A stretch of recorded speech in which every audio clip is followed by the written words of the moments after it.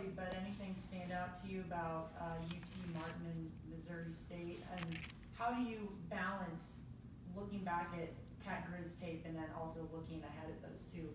Yeah, I mean, you don't really look back at it right now. You try to just look forward. You put it behind us, and we have. And we've had 2 great practices here, Tuesday and Wednesday. And sometimes when you have a game like that on offense, hopefully it wakes you up. It wakes the whole program up.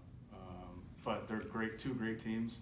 Have had great seasons. Have battled through some losses here and there. Battled through injuries. And again, all the good teams have a trend, right? You're able to play good defense and be good in situational football and take care of the ball, or take it away from that standpoint. So, and both of them do that. So it'll be a good game on Saturday. Speaking of balance, how do you balance studying 2 different teams? Yeah, it's tough. You try to pick one day, study one team, next day study the other team, just to give a generic view to our players and give them an overview of what's going on, right? And then obviously going on Thanksgiving here, and then coming back once they play, we know who wins, kind of going with that. You don't completely do a game plan, but you just have ideas, and then you come back once you know. It's more personnel, depth chart, just base, so they 4-3, 3 down, that kind of stuff on offense. So kind of pick 2 days here to work against a little bit of each team. But ultimately right now it's about us, right? Getting better, competing against ourselves. We were out there with the defense today, which was good. And we have a damn good defense, so competing against them makes us better. So we got to get better, worry about ourselves, and just keep growing, keep competing.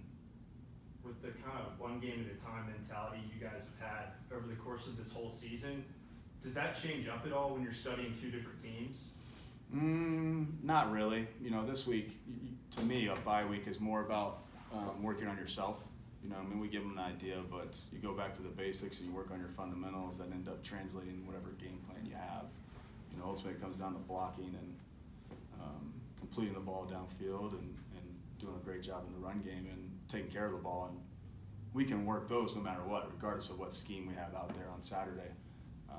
It's ultimately going to generate from this base offense. So to us right now this week, it was more just, let's get back to the basics and work on the fundamentals, because ultimately that's what happens when you don't play well, right? It is the fundamentals. So.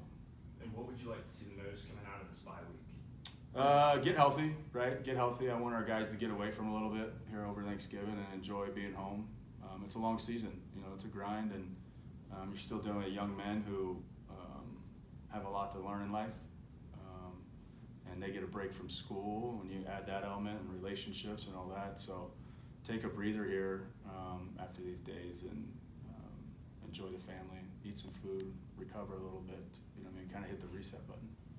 How have you seen Lance grow over the last 9 months? He went from barely even playing to first team All Big Sky. It's pretty impressive. Yes, yeah, and that's a true testament to that kid. We got here, and sometimes when you bring in a new coaching staff or new coordinator, not that we kept a lot of coaches, it's kind of a fresh start. And he took that and ran with it. But he's a kid. There's a reason, right? It's not just he just showed up this year. He kept working, and even when he had the big games, he was one of the hardest workers on our team. And as a receiver, you can have 5 catches over a 70-play game, and you had a great game. There's other 65 plays where you got to do something, whether that's blocking or running a route that you're not getting the ball to open somebody else up.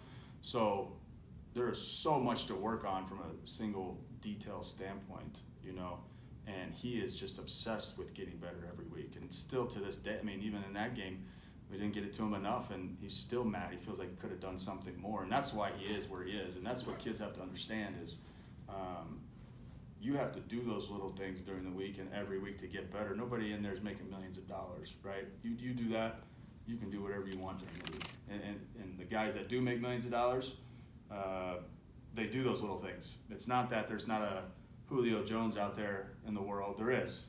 Julio Jones is the only one that kept working, and was never satisfied. And that's what he's done every week, which has been unbelievable. He's been a great leader, and I think some guys need to follow him more. And what's impressed you most about Fonse this year? Just his toughness, he tries to battle through, and he wants to go out there and play, and he dresses every day and tries to practice, and even when he's beat up, and he has big games, he has small games, and I never hear a peep out of him. whether we get him the ball enough or don't get him the ball enough, and just his ability to make people miss in the middle of the field. You know, he's a strong kid. He probably would have been a damn good wrestler. He's got all that kind of, gets in weird positions and somehow he gets out of it. So he's had a heck of a year, and I hope he continues to keep playing that way. And then Tommy kind of touched on the leadership of Tui and Lewis Kidd and what it's really meant to him. I mean, what have you seen from those guys? And as a first-year offensive coordinator, how much have they helped you?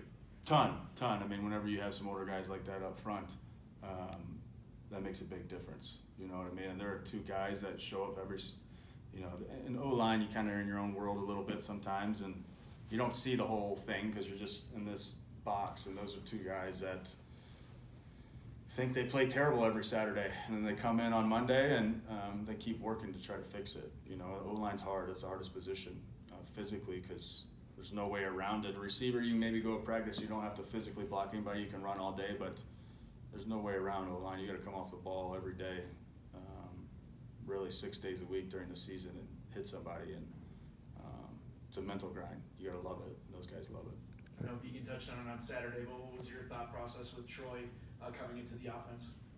Yeah. You know, tried to do something a little different. He's obviously a special talent.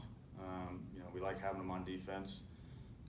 When healthy and rock and roll, so try to do something a little different.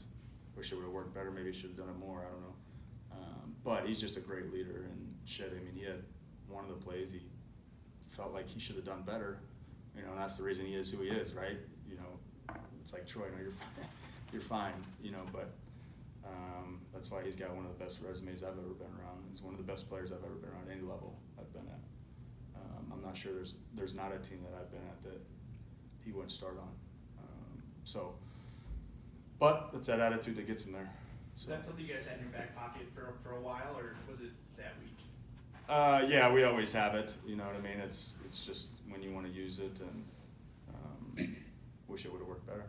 And him winning Defensive Player of the Year too. I mean, what kind of what are your thoughts on that accolade? Yeah, awesome. I mean, the guy's just a football player. It didn't matter. He could probably be a kicker and figure it out. And I think that's shown here the last 4 years. I think it's been 5 years really with COVID. But I think, in my opinion, if I'm an NFL organization, I'm picking him early because there's a lot of things he can do, and he can play a lot of positions. And NFL, you don't have many roster spots on game day, so you need a guy that's versatile. And just as a human being, that's who you want around your program. You know, so. How big of a factor has Lewis been for the successful season Isaiah's had? Huge factor. Yeah, huge factor. I mean, I think Lewis played guard pretty much up to this, but has been asked to play tackle, and those guys up front, I mean, Isaiah will tell you, tight ends, fullbacks, O-line, receivers, they've busted their butt. You know, I mean, you can't run the ball, you can't make all 11 miss unless you're Barry Sanders, right? Which I think he had to do for many years in Detroit. But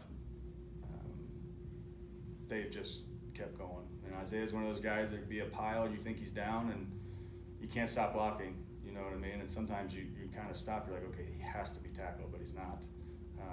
So those guys fight and keep fighting to keep him alive. And so a huge success, a guy like Lewis, but everybody up there, you know what I mean, is that's the one thing I think,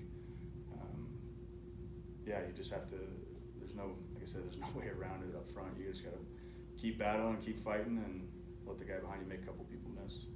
I think Isaiah's now third all-time in rush yards at Montana State. What does that just kind of say to you about like his career here? He's durable. You know, I mean, he's been beat up, and I think in 19 he didn't play many games, right? Somewhat, but he just keeps battling and he keeps battling, and he's a special talent. I'm glad we have him. You know what I mean? And I'm excited to see what his future holds as a running back, because he'll keep working regardless and work on everything else as well.